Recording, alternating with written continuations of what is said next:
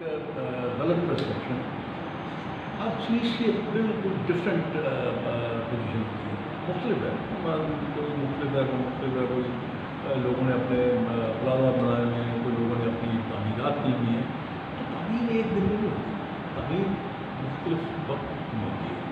اب اگر کوئی افسر یہ کہتا ہے، کوئی افسر یہ کہتا ہے کہ جی یہ چونکہ اس دور میں تھا اور ہمیں منع کیا تھا، تو تمہیں اس قابل نہیں ہو تم کہ تم اپنی اس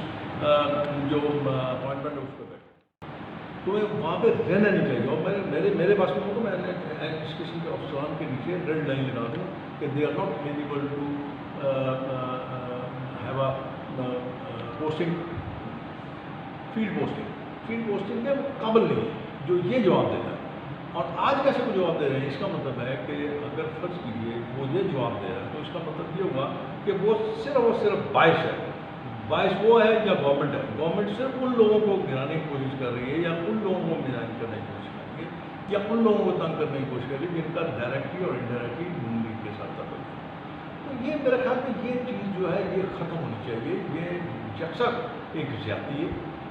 اگر آپ یہ سمجھتے ہیں کہ یہ انلیگل ہے یا یہ غلط ہے تو آپ اس کو ریگولائز کر سکتے ہیں، آپ ان مالکان کو بلا کے ان کے ساتھ بیٹھ